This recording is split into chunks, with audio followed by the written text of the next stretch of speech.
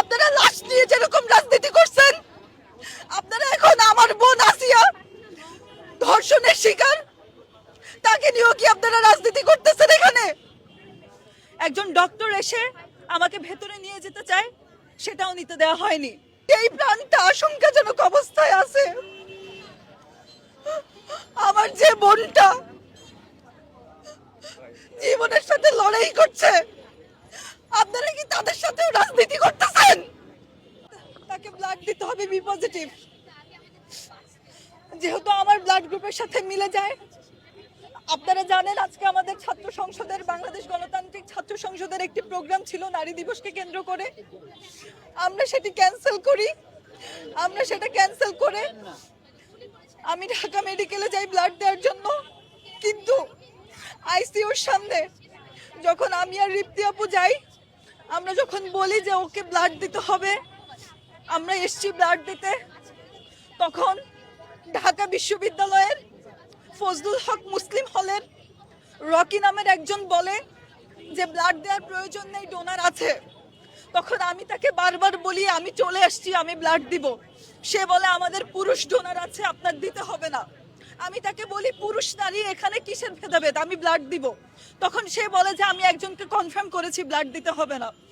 পরবর্তীতে রিপ্তি আপু বলে যেহেতু একটা ছোট্ট প্রাণ, একটা শিশু আসিয়ার জীবন আশঙ্কাজনক, তাহলে কেন আমরা অপেক্ষা করবো আপনার ডোনারের জন্য, এখনই ব্লাডটা নেন আপনারা।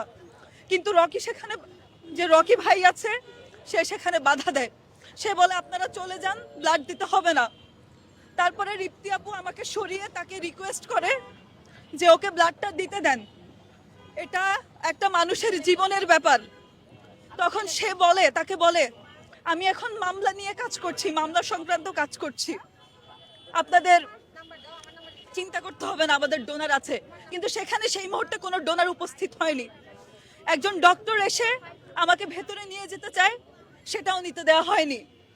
পরবর্তীতে আমি জানতে পারি সেই ঢাকা বিশ্ববিদ্যালয়ের ফজলুল হক মুসলিম হলের ছাত্র দলের একনিষ্ঠ কর্মী।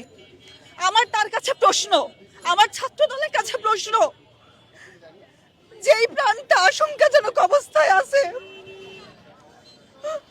আমার যে বোনটা জীবনের সাথে লড়াই করছে, আপনারা কি তাদের সাথেও রাজনীতি করতেছেন? আপনারা লাশ নিয়ে যেরকম রাজনীতি করছেন, আপনারা এখন আমার বোন আসিয়া ধর্ষণের শিকার, তাকে নিয়েও কি আপনারা রাজনীতি করতেছেন? এখানে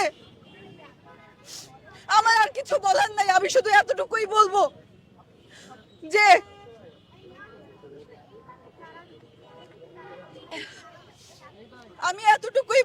আজকে যদি আসিয়ার প্রাণের যতটুকু বেঁচে থাকার যতটুকু সম্ভাবনা ছিল, ব্লাড দিতে দেরি হওয়ার কারণে বা তাদের যে ডোনারকে তারা ফিক্স করে রেখেছে সে আসতে দেরি করার কারণে যদি অনাকাঙ্ক্ষিত কোনো ঘটনা ঘটে, আমি সেক্ষেত্রে তাদেরকেও দায়ী করব। আমার আর কিছু বলার নাই।